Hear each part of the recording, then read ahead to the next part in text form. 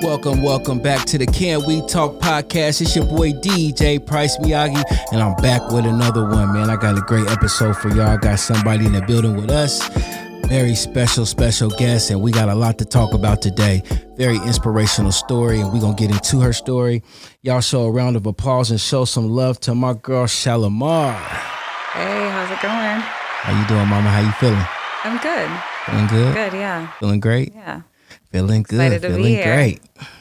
I'm glad you're here. It's been a minute. You know, we've been talking about getting you here. We finally got you here, and I definitely want to get into your story. I want to talk about your story in detail. But before we get into that, I like to always ask my guests, how you feel about the vaccination, and are you vaccinated? If you don't want to disclose it, you don't have to, but I just like to ask. I am vaccinated. Okay. I definitely think that it's a personal choice. Mm-hmm. I chose to get vaccinated. One, if I get COVID, I would like to survive. Right. I have Fight a chance, I have right? a son to live for that needs me, and also I would rather not get it. I am pretty careful just because he can't get vaccinated. Well, he can now, but I do think it should be a personal choice. I agree. I don't sit back and argue and debate with people like, I love you if you're vaccinated and I love you if you're not vaccinated. Right. So let me ask you, which one did you get? Pfizer. Pfizer? Okay, yeah. I got the Moderna. How you saying that? Moderna? How you say it? Moderna. I actually chose to get Pfizer. Why? So everybody I know that got Moderna had really bad side effects. For real? Yeah. I didn't have none. Really? Mm-mm. Yeah, I didn't. I got really tired and thirsty the next day. That was fine. I was tired. I didn't have the fatigue. I will say that. I had some fatigue. I didn't really get sick like that. I know I've heard people who have, actually on both. But I didn't have, if I recall, just probably tired. Yeah, that's about it. My arm hurt.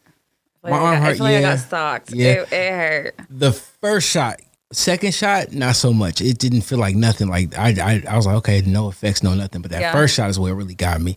But yeah, I am fully vaccinated as well. How you feel about the booster? You think about doing that one? I'm not doing it. You're not gonna do it? No. Yeah, they saying it's recommended. It's not required. So that's a good thing. I think I may do it. I've been thinking about it. I think I may do it just to have that extra protection. I just feel fine. Like I'm not like against it, but I'm not motivated enough. I haven't heard enough like, hey, you have to do this or you're gonna get COVID. You can get it anyway. That's a fact. And it's crazy when people had a mindset of like, if you get the shot, you can't get COVID, and that's not really true. We know that. Right.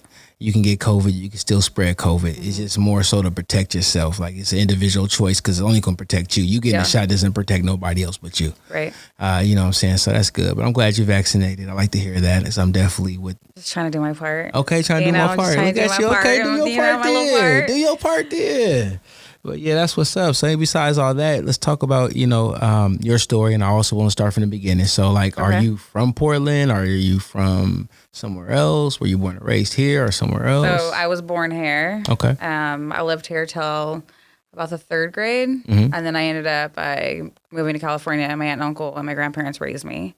Mm-hmm. So I grew up on a horse ranch pretty much most of my childhood. And then I moved back here my freshman year, and I've been here ever since. How was it living on a horse ranch? I literally have had every animal you can imagine. I was in 4-H and FFA, and I had my first pony when I was 5. Okay. I've been in rodeos. I've been in horse shows. Wait, you've been in rodeos and horse shows? Yeah, I used to barrel race. Okay, look at you. Been in horse shows. I've showed steers. I've raised sheep.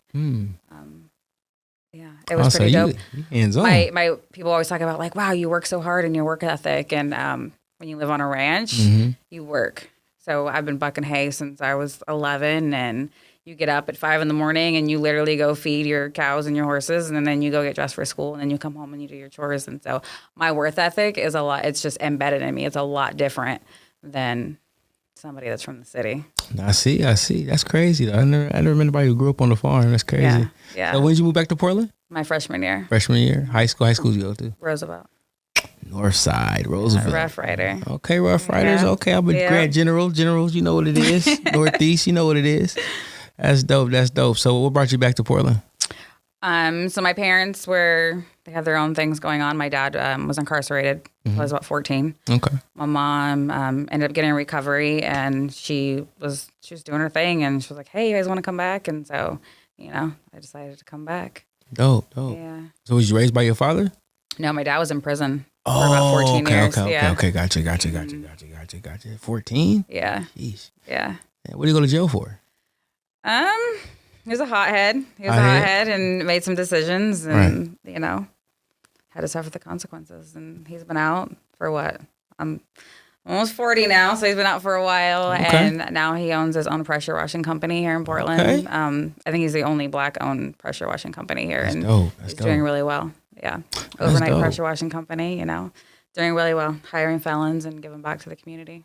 Okay, I like that concept. Yeah. Okay, I'm a felon as well, so I definitely like hearing that. Yeah, because it's definitely tough when you got a felony, man. A lot of doors close on you, and it's crazy because that's how the system is set. You know what I'm saying? You go to jail, or you may do your time, or your probation, whatever they give you as far as a consequence for your action. And you think, okay, when I'm done with that, I should be able to just pick up where I left off, beforehand. But it's never that. It's always a hurdle or two. So when you hear people that are actually giving felons a chance and then get the opportunities to be able to feed their families or put themselves in position to do better, then that's always a good thing. Yeah. Salute to your father for that. That's dope. Yeah. That's crazy. So let's talk about it. So after high school, what'd you do? Did you go to college? No, I didn't go to college after high school. I actually didn't finish high school, so I would say around 16, I kind of went left. Okay. I went real left. I didn't go kind of left. I went real left and started hanging out with the wrong people. Probably for between 16 and 17, I was pretty wild. Mm-hmm. I had my first drink of Cisco at 16. Cisco, yeah. Oh my gosh, Cisco. I got it from Jack's. Everybody's get their drink from Jack's. That's dope. And then when I was about 17, I met a guy, and his family took me in, and they were from Fiji. Okay. So completely different culture, completely different kind of love, and it was almost like this genuine love that I had never experienced as a family. I was raised by my grandparents, stuff like that. But when you grew up in a logging community, there's not a lot of affection and a lot of love. It's I love you and let's do this, So that was different. So I ended up living with them. I got back into school, and it was our senior year. And so we applied. He played basketball, and so he was going to Arizona to go to college, and I was going to go down there. And he got really sick. And so we were like, okay, what's going on? And we took it to doctors, and they're like, oh, well, it's acid and it's this and that. And so finally we took him to OHSU, and they're like, well, we're keeping you. Something's wrong. And literally the next day he had leukemia. And so that was September. Mm-hmm. And then by the time he turned 18, January 7th of that year, and died February 5th. Oh, wow. And instantly, so I dropped out of high school. I became like a ghost, just like a shell. I disappeared. I probably didn't see my parents or any for about a year and a half. I just disappeared. I went to California and Vegas and did the circuit and ran around, and just wasn't there. I wasn't coherent. Right. I wasn't my whole life had been destroyed, Right. I'm really big on faith, and I love God, and so I was very angry with God, and just kind of and angry at him too. You left me like everybody else left me. Right, and so there was this huge cycle. And I ran around, I was about 23. I landed in prison. Okay, so we definitely want to get into that. So let me ask you, so just before we get to that, so losing him, and I definitely want to say, my condolences to you. And you say it just took you to a different mindset. How was it being in that kind of dark place in that moment? Now, when I think, there's a lot of things that, and I think now that I know what trauma is, and I can identify trauma, I don't remember probably from the time I was 16 to 23. I mean, I remember pieces of that time, but I don't remember a lot of events. I don't remember, and there's a lot of trauma that happened in that, and I was living in trauma, and so now that I can identify that, but very dark, very dark. Now that I look back and I do remember some stuff, I'm like, I did that, right? I did that, and so a lot of definitely I can identify with people that have mental health issues and have because anything can make you check out, anything, That's why I see people walking up and down the street that could be me, and that could have been me, just because it's so anything turning that trauma. So tell me, what was the craziest thing you did in that moment? The craziest thing. that I can say. That you can say, absolutely anything. I definitely I pistol whipped my boyfriend. Uh-oh. Yeah, I was, and that's so like outside of my character. Like I definitely remember just being very. I was with him at the time, being very angry. Mm-hmm. And he had called my mom, and he's like, "I don't know what's going on with her." And I literally became like this different person, like a different look on my face. And he was sleeping, and I just like I lost it, and so we broke up after that. Is that out of nowhere? You just I'm mad at him right now. I'm just. No, it was just an argument. But it was just like a regular argument. It wasn't like, but something for me. It was a switch that hit and just put you in a different. And then literally from the time I was 20 to about 23, I probably fought at least a couple. I've probably been 86 from almost every club in Portland. Like I would just fight and throw bottles, and it was just like, so. Oh, you a hothead. I probably owe a lot of apologies to people, like for sure that absolutely. A lot of anger that was put out on somebody else that absolutely didn't deserve that, right. for sure. But I didn't know what to do with it. I didn't even know that I had it. Right. But, so. So how'd you get help with that? Like, did you just one day just like, I'm going to go get some help, see somebody, talk to somebody? Was it a journey for that? No. So 2006, March 2006, I was leaving a club and I was on Columbia Boulevard. And I had somebody in the car with me, and I hit 115 going down Columbia, and I went over the railroad tracks, and the ball bearings on my car broke. And so I remember seeing a street sweeper, and I remember kind of going around a turn like where the villa is, and then my car started spinning, and I rolled down the hill, and I flew out of the car. And when I woke up, all my ribs were broke. My collarbones were broke. My wrist was broke. I had stitches on my ear, and I fractured a vertebrae in my neck. Oh, wow. And then they had to cut her out, and she almost died. Like it was bad. It was really, really bad. And so that was in March. I still didn't slow down. I was in the bar with a cast and like a neck brace, and I was still just a disaster, just in a really bad place, a really sad person. And so I was driving that September from Acropolis. I was getting some steak bites. Oh my God, that is my favorite place to go get my steak bites. Listen, the A crop. Yeah, so I was getting my steak bites, and I got pulled over, and the cop was like, "You have a warrant out for your arrest," and it was a measure 11. And I was like, I know I ain't beat nobody up that bad. I got a measure 11. Like, no. And so I ended up getting picked up in Clackamas, and I stayed there for the weekend, and they moved me over, and they told me what it was for. And I got out, and I ended up going to prison that following March for the car accident. So I got charged with an assault too and a DUI. So the party that you hit somebody and... No, so they charged me that assault against the girl that was in the car with me. Yeah. So did she file against you? Is that what happened? Not at first. Okay. Not at first. No, not at first. It was just the prosecutors, but I don't know. Like, I'm not mad at her. I'm not angry or anything like that. Just because prison saved my life. Right. So ultimately, thank you. Right. Prison definitely saved my life. So like you would talk about, like, did she just like flip or like, because I know sometimes they can be the case but you guys were together, of course. We were together, and she dared me that I wouldn't go over 100 miles an hour. And I did. So, people make choices, and I made a choice. Now that I'm older and I can hold myself accountable, I made that choice for sure. Mm-hmm. I've done a lot of things with people too, and, I've never went and did anything like that. Right. But I wouldn't go to court. She decided one day to just say, hey, I'm going to cooperate with this whole situation. Mm-hmm. I'm sorry to hear that, because that's not cool. Me and yeah. Wow. So let's talk about it. So when did you go to prison? So March 2007. 2007? Mm-hmm. How long did you do?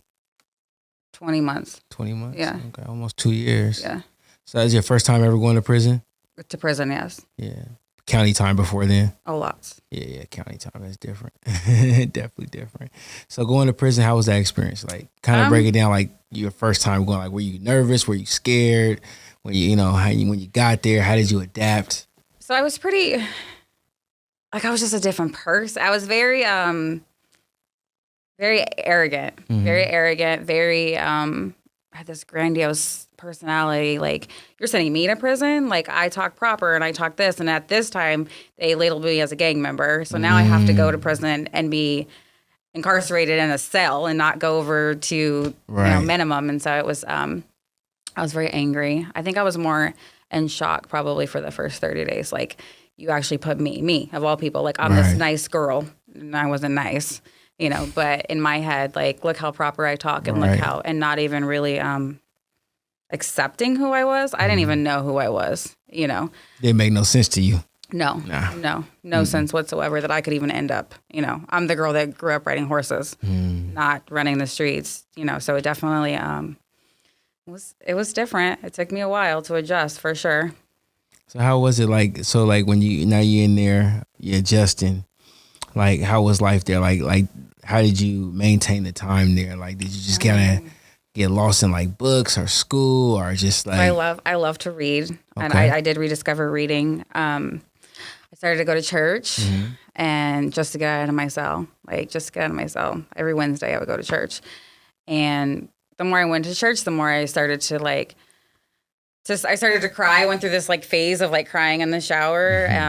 Like, it became real. And I remember the very first song that kind of hit me. It was Marvin Sapp, Never Would Have Made It. Yes. That's my go-to song, literally, like, till this day. Mine too. And I was just like, wow. Like, it was almost like every choice and every dark moment hit me, It had kind of all hit me. And then I started to evolve into like, okay, well, who am I? Like, what do I want to do? I'm 23. This is not how I was raised. I would have never ended up here. And so I started reading. I started working out a lot. I decided to get my GED when I was in there. And I think, so my first year was day for day. There was no good time, nothing like that. So I wasn't eligible for any programs. But in my head, I'm like, I'm going to boot camp. But I mean, if I went to boot camp then, I would have got kicked off for fraternizing. I'm just going to, I would have. And so they created this program in there that was a cognitive thinking program. And so I couldn't go to treatment because I didn't do drugs. And I was like, but I can pretend to be an alcoholic. I have a DUI, like, because it's 6 months and you're out. Like, they're letting you, you're letting you They're out. trying to find any way to finesse this. And they would not let me in anything. And so finally, I got accepted into this cognitive thinking program. And mind you, at this time, I'm still like, I want to do right, but I'm still this huge manipulator. I'm still like, I just want out. I want out. I've been working out. I don't know. I look good. Just let me out. So I got this counselor, and it was this like, it was a white guy. And I'm like, oh, I'm really about to manipulate you. You see me? I'm gonna manipulate. That's what I'm thinking in my head. That white man literally changed my whole life. He used to call me out on everything, like, you're codependent, and I'm like the most. I've been surviving by myself since I was 5. And so really, he challenged me. He challenged my faith. He challenged who I was, my integrity. He's like, you don't have any integrity. You don't value anything or anybody. And like, we would have these battles, and then I would have to go sit on my bunk and look at myself, and that's ugly, and people don't like to do that. Not at all. I didn't. I still have to do that, and it ain't fun. I have some ugly parts of me, and so I did that for 6 months, and I walked out of there, Shalimar. Like, I literally like walked out this whole different person, and I never looked back. That's dope. But it was hard. I believe it. I believe that. Like, did you make a lot of friends in there, or did you? I did. I still have. I think I have like 3 or 4 friends that I met in there, and literally like some of them have been back, and some of them haven't, and from all walks of life. Like, some of them were in there for robbery and meth, and like I met some really great women in there. I did. I met some really great women in there. I can see that too, and I've done a little jail time myself, and I met some good people as well. And it's crazy that you meet some very articulate people in jail. Yeah. You meet some real good people in jail. They just make some bad choices. And a lot of times, those bad choices is what hangs over our heads, and that's all people see. Yeah. And sometimes it's hard to break that barrier for somebody to see you for who you really are. And it's sad because I see a lot of good people that, get the shit in the stick because of some bad choices they made in life. But speaking of that, you made a bad choice. I did. You made a turn for the best. Now you're released. What was the first thing you did? Get some Popeyes? No. It was weird because, like, you think, like, 20 months, a lot of things don't change. Right. And my mom picked me up and I went and got a phone, and it was weird. It was like I would say the first 30 days, and I don't really it took me a while to admit that I had a lot of anxiety, almost like full-blown panic attacks. And it just where am I supposed to do? I went to a halfway house. I chose to go to a halfway house. I could have went to my parents' house, but I was like, nope.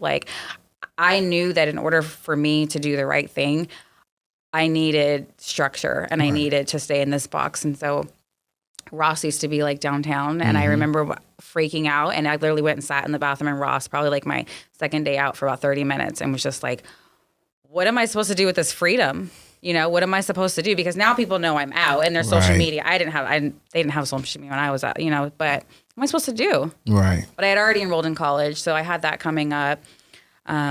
I was also had a 90-day program to where if I messed up one time, I went back to finish my time. And so I'm not jaywalking. Right. I'm not even looking at anybody crazy. If Right. I ever beat you up, I'm sorry. You can slap me and I'll walk away. Walk away, right. We're cool, And so really the first 90 days was very stressful. It was very stressful, but I did it. And now with that, did you just have a nice support system, or is it just one of those things you just kind of sink and swim with it? I think so. I had a support system, but I do really well with the sink or swim. I do really really well with that. I do really well with structure. But I met a lady in there, actually the church service that I was going to. Her name was Nike Green. She's amazing. Her and her husband have a church over off Lombard. Nice, salute to them. Yeah, super amazing. Until this day, literally I can go to them and she's going to challenge me, but she's also going to love me. And Right.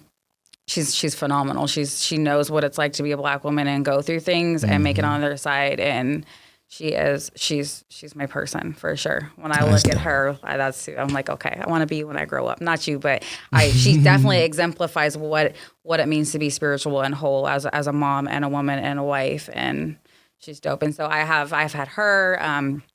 My mom is in recovery. She now owns a nonprofit for sex trafficking. So she does a lot of work with that. My PO was great. Right. So I kind of but I really made the decision to get out and just I'm going to do the right thing. And I think it was more to prove everybody wrong than actually okay, I really want to do this. It was more no, I'm not ever going back there. Right. But, I'm going to prove you wrong because everybody, she's going to go back. She's going to fuck up. And that's for everybody that gets out. That's what people are really thinking. They just sit back and okay, are you going back yet? You got a PV yet?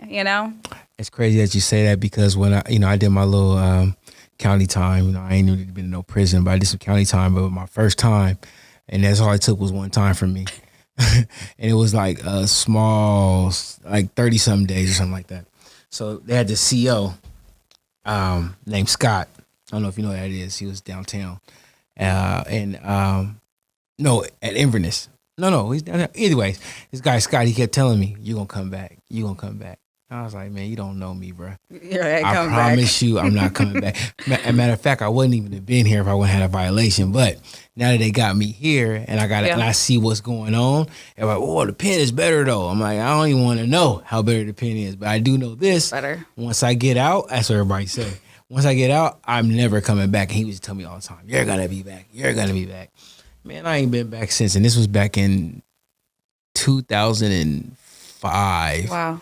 And I ain't been That's back dope. since. Congratulations. Yeah, I was like, that was enough for me. I sat in there for 30-something days, and I just was like, oh, no, buddy. That's enough. They said, okay, you can go home. I said, yeah, I'll never be back here.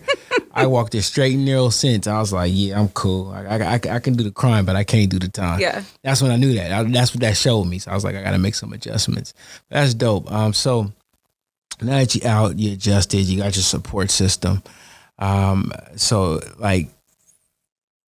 what did you decide to do at that point? Was it, hey, let me get my education on, or let me get my work on? Like you in a new place, you know what I'm saying? Everything's new right now because you've been gone for a couple years. The world's maybe looking a little different. I might be not too much, but it got to be something. Yeah. And it was different. I definitely, I knew I wanted to go to school. Right. And so when I got out, definitely went to church. So I literally, I got out and I met my son's dad. This literally the same day I got out, and ended up in a relationship and going to school and going to work. And I had my baby, who was the best thing that ever happened to me. Anybody knows me, they know that is he is my Pride and joy. Everything. Yes. And so then that actual relationship didn't end. We're definitely, we're on good terms. Right. I learned a lot from him. I learned how to pray out loud from him. I never knew how to pray. And so, I went through that. And so then here I am with this little baby who's a month old, and I was working at McDonald's. I hadn't even been out a year. Yeah. I was working at McDonald's, going to school at PCC, and I was in their alcohol and drug counseling program and quickly figured out, and I was like, no, this isn't for me. Like, I don't want to do this. But I knew that I always knew I wanted to give back. Like, I knew I wanted to do something. I have a heart for the homeless. Right. I love ministry. I can't be a preacher. I cuss like a truck driver. I knew that wasn't possible. But I could never get like a really good job, even being educated. So I finished PCC and then I went to Warner Pacific, and it was always, you're educated, and my application, everything looked great, but I could never make it past the application stage because I have a person-to-person crime. And it's a car accident. Right. So, but it was automatically, no, I couldn't. I had horrible apartments. I had it was just really, really hard and really discouraging. And there were lots of times where I just wanted to be like, well, fuck it. Like, why am I even trying to do good? What's the point? Right. Nobody wants to help me. And so I finally got in. Like, if I could get in front of somebody and they could see that I'm human and, hey, this is why I have this assault and this is what happened, then a lot of times then there was a little bit more. They would still, have some empathy, but our policies say we can't hire you. Insurance can't cover you and all that stuff. Yeah, I know. I've been through all that. Yeah. And so, and I went through that and even they say after 5 years it falls. No, it doesn't. I think that I dealt with that probably for a good 8 years. Yeah. And I'm educated. And at this point, I've never been in trouble. I'm a great mom. You see me in the community. My resume is impeccable. And still assault. No, haven't. It took 10 years for doors to start opening up for me from the time I got it in 2003. So it was about 2010, between 10 and 12 was when things started really freeing. I was like, okay, I can do some stuff. I never went back. I'm not going to jail. I'm not doing it. And I knew that my son would have a life that I didn't. I didn't know what that would look like. But I knew that he would have his mom. I know that. I knew that he would have unconditional love. And I just kept going. And I've been working and working and grinding. I got married. I got married. Oh my gosh, 2015. I got married. I got married. It's been so long ago. Oh my gosh. And that lasted. So you think growing up that I'm never gonna be with an addict, and and I'm terrified of drugs. I watched my mom and a lot of people were in that house, and I'm literally drugs terrify me. And so I was always very you do drugs? No, we can't. Not even nothing. You drink too much? Nope. And so I got married. I met somebody in church. Got married. And I think that there's in this single season, just because you're single and you're in church and you're stuff, doesn't mean you're supposed to be married. A lot of very, very traumatic. And so I've been by myself. I got divorced about 7 years ago. Okay. Very traumatic, very, very experienced, but I never stopped working and I never stopped loving God. And so it's been a journey for sure over the last 7 years of growing and becoming whole and all these different levels of what does it look like to be single and to having to look at myself again. That's dope. The healing process is ugly. Yes. But you did it. Yeah, I did. That's dope. All right. So moving forward, I kind of want to touch on, one of the things that I feel is very inspirational and really caught my attention with you is Holy Beans Coffee. And I see we got it on the shirt there, you know what I'm saying? Showing the shirt. So, kind of tell me, how did you come up with this concept? What drove you to that? I mean, we're talking about coffee here. A lot of people is not waking up saying, hey, I want to jump into the coffee business. Yeah. Especially in our culture, in our community, right? But you did. So I kind of want you to kind of explain from the beginning, how did this start? What drove you to this? And let me know how you got into this business and, give me the ins and outs and the ends. I would say, I think for 2020 was a year that was life-changing, I think, for everybody in some aspect. Me particularly, I would say that COVID was a blessing for me. I thank God that I wasn't affected by death, but as far as So I worked as a human resource manager for a while, and that's what I was doing when COVID happened. And then like George Floyd happened, and so I really started like protesting. And I was like, I laid on the bridge, on the Burnside Bridge, when they first did that. Okay. And that was the most powerful, heartbreaking experience I think I've ever done as a mom. And then Ahmaud Arbery happened before that. And I just remember walking with my son, who is probably going to be about 6'4", and it just changed for me. The whole aspect changed. And I worked for a company that was ran by 3 white men, Republican men. And things started just clicking. And nobody ever asked if I was okay when things were happening. And white girls were getting hired after me in very low positions and making more money than me. And I would ask for money, and we don't have it. And then COVID happened. And so here I am, single mom. I've never been on housing. I don't get food stamps. Like nothing. Like I don't work. We don't eat. Right. And so school's going to be out for 2 weeks. Well, 2 weeks turned into the whole year. And so I'm dragging my son to and from school. My restitution hit me because remember I got sued by the girl that was in the car with me. And I went to court for that. And I was like, hey, but like I was the bars co-defendant. And if they already paid her the same amount of money, like why do I have to pay her again? She already got paid. And I ended up going in front of the same judge that sentenced me. And mind you, when I got sentenced, I went in there in an all red jumpsuit and some gay Swisses and was not very nice. Right. So he just. You came in there banging. So he just sees that girl. And this is 12 years later. And he's like, nope, you're still going to pay it. So now I'm being garnished in the middle of COVID, working for this very Republican company who now I'm starting to be aware of like, yeah, you're educated, but you're the black girl in the corner that does all the payroll and all the hard stuff, but don't say anything that offends anybody. And so then I took on a second full-time job because now I'm sinking. My son's home. I have this garnishment, and I took on a job at a factory. And when I say that was the most humiliating but humbling experience too. And so I would get up at 4:00 in the morning. Well, I would get up at 3. I'd have to be there at 4:30 in the morning. And I'd go to work a 12-hour shift there. And then I would get off work and I would go home and work the HR job. And then the days I wasn't doing the factory, I would go into the office, drag my son with me. And so by the time November of last year hit, I was just like, I have to do something. Like, this can't be my life. Right. And so just to rewind a little bit, in 2019, I was introduced to meditating, which, and I started reading these books by an author called Eckhart Tolle. And so I started to become conscious and really meditate. And as a Christian, you're like, I can't meditate. And what is that? And what is this? And so really for me, meditating has helped my prayer life because now I can sit still and be present in the moment and focus on my spirit and focus on what needs to happen. Because for a long time, I lived in my head. And it took me a long time to learn that I'm not my mind. My mind is a tool. And so I think if I would have never started operating being present in the moment, because your mind can only identify with what's already happened and worry about what is going to happen and not be present. And so once I started practicing that, I think that kind of was like, well, okay, well, this is what's happening in the present. So I know that I should be planning for what's going to happen in the future. And I ended up working those 2 jobs. I paid all my debt off, literally, in the middle of the pandemic.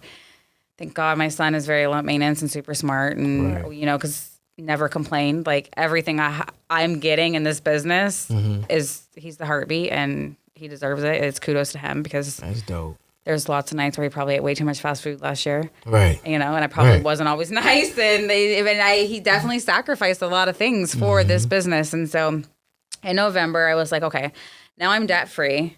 Here I am miserable at my job, and I'm very aware of the discrimination and the racism that's happening, you know, and what am I going to do?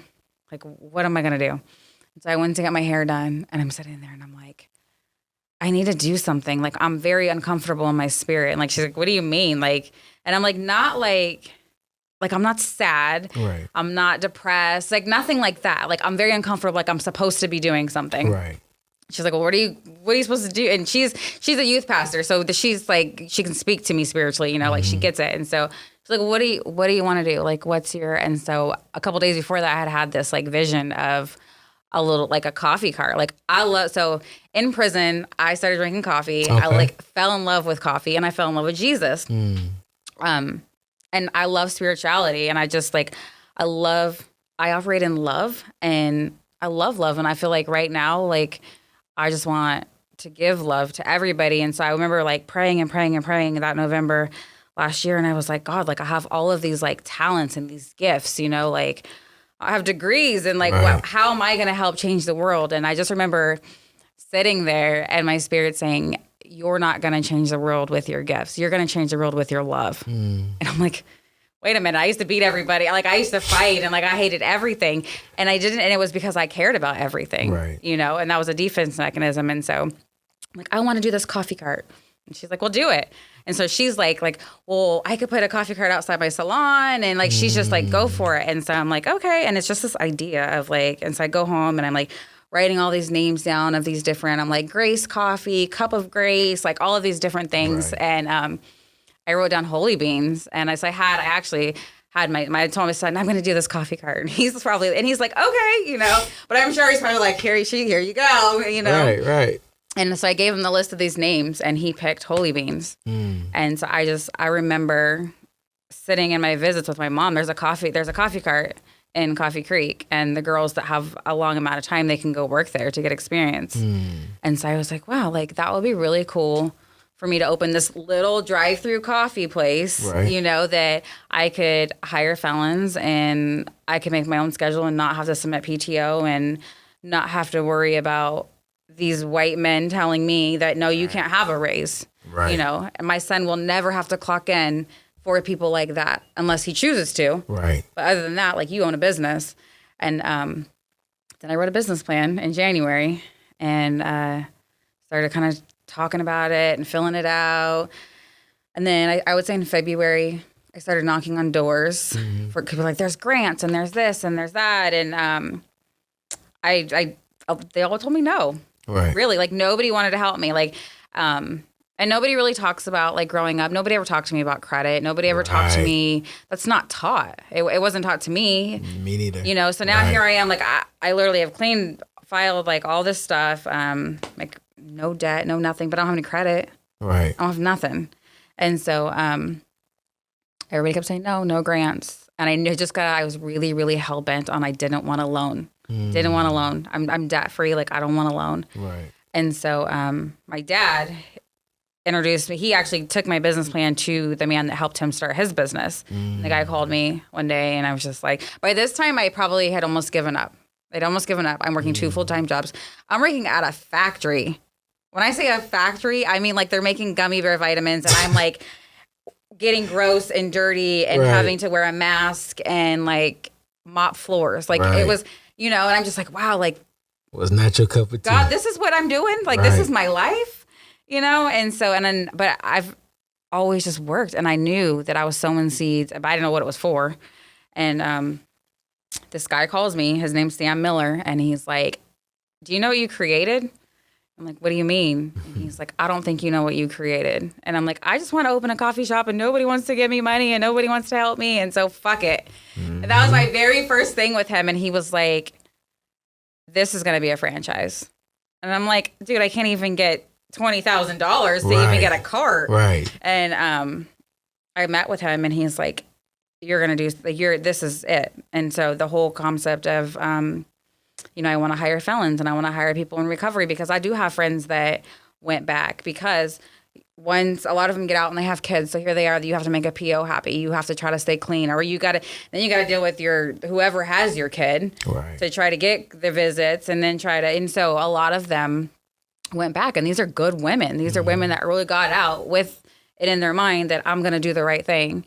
And along the way you get discouraged. There was many times I got discouraged. Many times. And some people just, you know, and so Holy Beans was thought of. And this man, Samuel Miller. Okay, salute to Samuel. He goes to bat for the Black community. Anybody that wants to get a business and get going, like I highly recommend, like he has advocated for me to the point where pretty much all of my funding he found. And when I say more than enough. And so I originally found this little turnkey like walking. I think it was like 370 square feet on Mississippi. And I'm like, this is it. It's going to be great. There was an apartment at the top and I was just so excited. And literally the day before I was supposed to sign the lease, and it was kind of weird because it was like 2 white women had it and there was just a lot of hoops. They wanted me to like buy these $30,000 worth of equipment that was probably more worth like 15. But in my head, I knew I needed to be in Northeast. I knew I needed to come back to the community and this is where I wanted to be. And I was going to pay the $30,000. And then something else happened and I was like, I'm not doing that. Right. And the day before I was supposed to sign my lease, literally I had already started selling my furniture because I'm going to live upstairs, walk downstairs, run my business. Be right on Mississippi and right by Shaver. Like literally, my son was going to go to SCI, and Boise. Like it was planned. Right. It didn't happen. And so I sat in my bed. I literally probably for like 2 days. Jeez. Literally, and I cried and just like. Then I started questioning like, why would this happen? Like I've worked so hard for this. Why would I get to a point to where like my dream is becoming a reality and then it's gone just like that. Just like that. Like, and then you go back to like, wow, like I failed again. And now I'm embarrassed. And now so for 2 days I sat and I ate ice cream. I watched Greenleaf on Netflix. And I moped. That's my show. Yeah. and I had a pity party. I did. I had a pity party for 2 days. And my son, he was like, you got this. And I was like, what do you mean? And he was like, because my saying is like, God's got this. God's got us. Right. You know, we've been through a lot of things. Like I've been homeless with him. I've been like, you know, lost a job. And now what am I supposed to do? Like we've been through a lot of things. And I would always be like, God got it. Sitting in my car on Sandy, God got it. And literally the next day or two, like I would get a house. Like it was just like this insane stuff. And so, you know, this 11-year-old kid, it's fine. It's going to happen. It's all going to work out. God's got it. Right. Literally. Right. And so I called Sam. He's like, hey, kiddo, how you doing? You know, I'm like, I don't know. Okay, let's do it. Let's do it. What are you going to do? Let's meet tomorrow. And so I met with him. And the rent in Northeast. Retarded. I think I looked at a place and it was like $5,000. Like, it's just, it's insane. But I knew that I was going to be in Northeast. I knew God gave me this vision and I had to stick to the vision and I couldn't budge no matter what. Until this day, that's what it is. Like I have to be in Northeast. It's holy beans. This is what it is. I'm going to hire felons. It's all black. Like I have to be in Northeast. And so I ended up calling David Ferguson just off a whim. Right. And I was just like, and I didn't even think anything was going to come of it, but I was just like, why not? Let's try it. And I'm like, David, I'm like, hey, like, do you know of like any commercial space that is in Northeast that could be like in this budget or anything like that? Because that's not going to happen, right? And he's like, you know what? Meet me on 26 in Alberta. And I'm like, okay. And so I like go there and he's showing me and I was like, oh my gosh. Now this space is what I imagined for my second location. It's like, it's 1,300 square feet. It's huge. It was like a blank canvas. And I was just like in awe. I was in awe. And I was just like, oh, you know the person? And he's like, I own it. And I was like, really? And I was like, well, I don't know if I could really afford to be right here in Alberta. And he like, we went over the lease and all of that. And I was like, I want this. Like, I was like, I'm supposed to be here. And he's like, you are supposed to be here. And just like that, like he believed in my dream. So, and ever since then, like God has really just been positioning people and to just help me and to be there for me. And David introduced me to my contractor, who's amazing. He's black. Okay. My next door neighbor is Demela, who owns DB Desserts. So you got the black women taking over the block. Okay. So literally, like I am surrounded by amazing black people who want to see me win. Right. And it is just the experience and the feeling and the love, and it's genuine. Is dope. Like David didn't have to give me a chance. He wasn't. What's your credit? What do you make every month? Where do you like? He looked at me and was like, okay, like I want to see you win, and I know that this is your vision, and I haven't wavered on that. Like I haven't. Like it's happening. That's dope. Yeah, that's so dope, and that's kind of one of the reasons why I wanted you to come on here, because you got a story. You know, like you came out the mud. I mean, you know, you have a story, and a lot of people are going to resonate with the story. A lot of people are going to, you know, look at this story and say, I see myself at this place and in your story. Yeah. Hoping to get to this place in your story, but don't see the connection. Yeah. So for you to go through it and be to where you are now, you showing them there is a connection and it can connect and it can work. And I think that's very inspirational. And salute to you. Like, Thank you. I wanted to get you on there to give you your flowers because real talk. I mean, what you're doing is not easy. If it was easy, everybody be doing it. Everybody be in that position. But you have to be resilient. You have to have some patience. Yeah, perseverance. Like it's a lot. Discipline. It's a lot. And to have all those qualities and characteristics and to be able to push forward and move forward, it's not easy. And a lot of people fall along the wayside and never get back. Not you. No. You know, you didn't had the hurdles. You didn't fail. You didn't stumbled. Multiple times. You know, even before you had the idea of Holy Beans, just going through life and figuring that part out. But yet, what I'm hearing is that you kept moving forward. Something kept you going. Something inspired you. Something clicked for you. Yeah. And I think that people need to hear that. So when they get those moments where things click for them, they know, okay, let me keep going forward. Let me keep going. Even though I know it's getting bad, let me keep going forward. So salute to you with that. And like I say, I applaud you. But now that we got it, what's going on with Holy Beans? Where we at?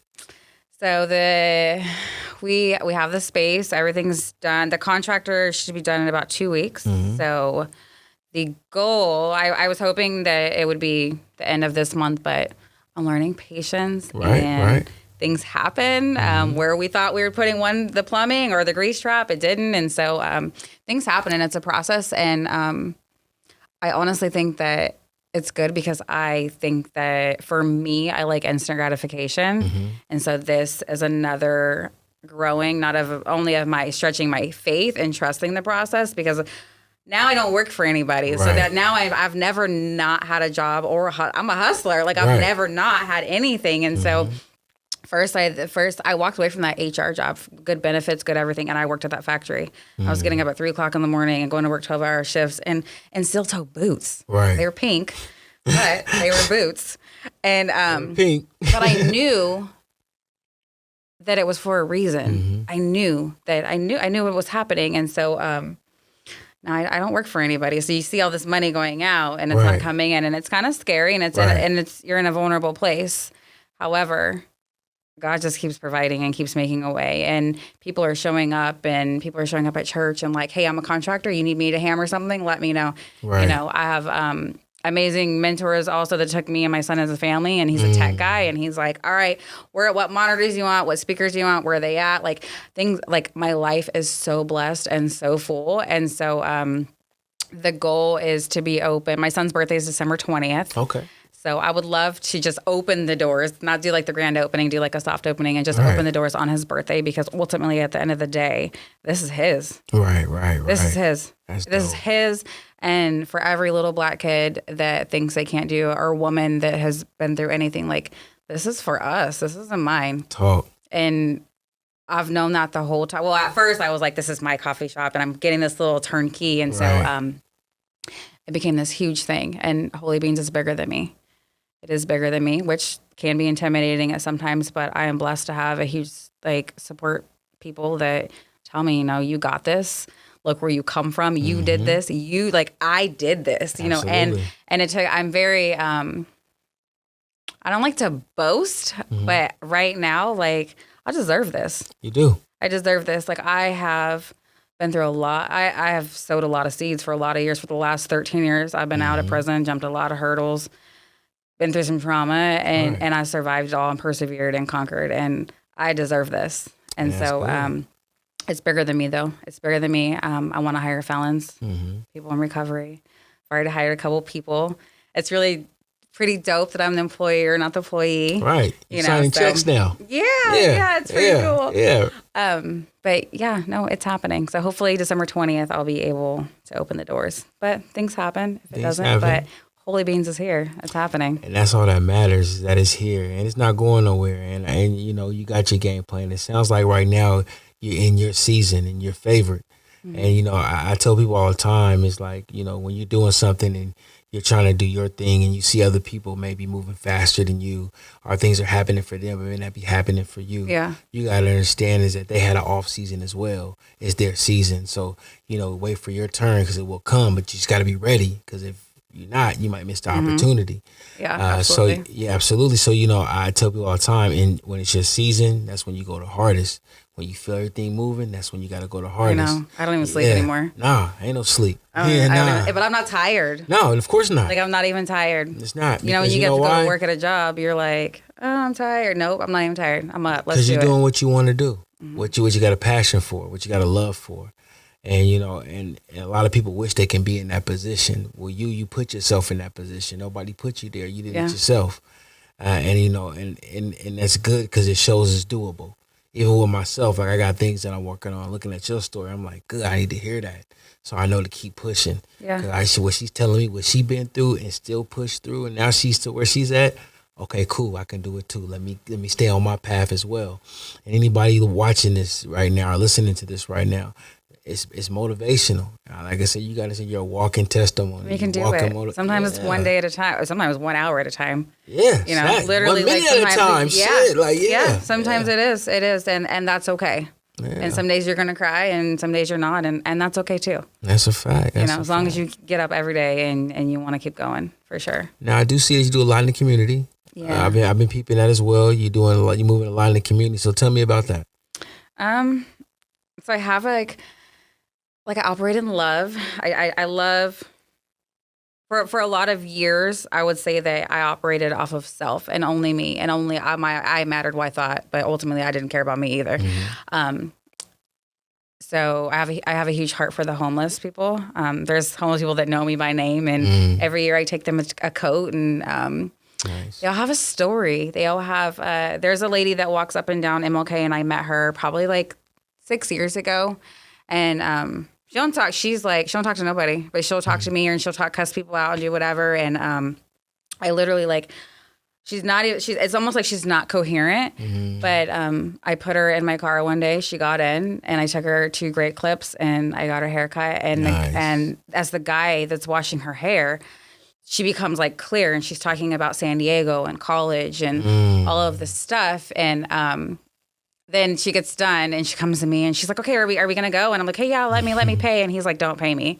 And I'm like, well, why? Nice. And he's like, I'm her age, and I went to college where she's talking about when she's talking about it. And I was like, really? He's like, I was probably there. So as he's washing her hair, he starts talking to her about like, you can get clean and you can get on, and he's in recovery. Right. And so then I took her to McDonald's, and literally every time now, like she'll say, can we go to lunch tomorrow? Can we go to lunch? Like she's just like, so like, but there were times where I put my drink down in a bar. Right. Somebody could have put something. I could be her. I could be walking up and down the street, and she was a school teacher, and something happened, and she, there's a couple of them. Jerry was one of the most amazing basketball players that came out of Portland. Somebody put something in his weed in college and never been the same. So I just have this huge empathy for people because I could be them. Right. I could be them, and I feel like I operate. It's a blessing to be a blessing.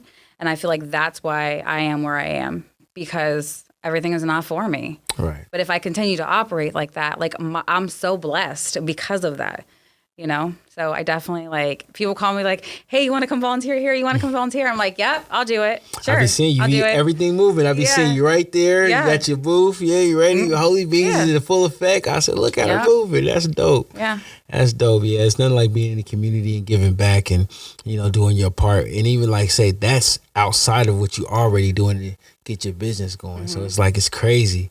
You do a lot. I got to salute you. Because just think of how many people I meet that I can talk to about my story, or I can talk. Because a lot of people are like, well, I can't do that. I can't do what you did. Why not? Why not? Why not? Why not? Why sometimes not you? Some people got a better head start than what you had. And they still, listen, I did it from here. You actually can start from here and, but, that's how it goes. But at the same time, the individual has to be motivated and have certain characteristics and I'll get my qualities. number out. You need a resume? Oh, I'll help you. I wrote people, until this day, different places see my business plan and they're like, oh, who helped you write that? I wrote it, right. And sometimes I used to be kind of offended by it because a lot of times I feel like just because they thought, well, you're a felon and you've done this and you that, people are very capable. They're very competent. They're very capable. And so they just need somebody to believe in them. And if I can believe in them and give them a job and help them get their kids back and be that bridge for them to go, then go. It's coffee. My turnover rate's going to be super high. You think I don't know that? Right. Yeah. But if it keeps your PO happy, you get visits with your kid, you want to go to college, do it. Come here. That's I got dope. you. That's dope. So let me say, before we get out of here, like, what is somebody watching this right now, a young girl, anybody, guy, somebody going through it, what's some words of motivation you can give them that may be watching this and maybe feeling like, hey, it may be dark and I can't get out, or hey, this is a struggle, or this is too hard? Or what would you say to somebody like that? Trust the process. I would say trust the process. I would say for a whole year after my divorce, literally every morning I got in the shower and I cried and I talked to God and I got out and I went about my day. And then those tears slowly stopped and you just keep growing, but you keep going. And the more you talk about it, the more healing comes. And then your healing turns into power. All of my pain is power. I'm powerful and I know that. So you're powerful too. You just don't know it, you know? The more you keep going, talk about it. Talk about it, pray about it, scream, cuss, do whatever you need to do. Just don't stop. And you might take a step forward and 10 backwards. Keep going. You'll get them steps right back. Double time. Resilient. Yeah, definitely. Well, listen, like I say, we here to give you your flowers. We're proud of you. I'm proud of you. I know your family's proud of you. Your son's proud of you. The community's proud of you. Keep pushing what you're doing. I can't wait to see what the next step is. We'll have to get you back on the podcast. Yeah. You know, we can follow up with you. And I mean, definitely. And also, how can people reach you if they want to get with you? Social media? My social media, Holy Beans Coffee on Instagram and Facebook. Okay. Yeah. And make sure you follow and add. Tell a friend and tell a friend. Well, thank you for coming on to the podcast. I enjoyed this conversation. We will link up again. Listen, if you're listening to the podcast right now, make sure you follow it right now. Make sure you go follow us at YouTube, at Can We Talk Podcast at the YouTube, and also on all streaming platforms. We're everywhere. It's your boy DJ Price Miyagi, and we out.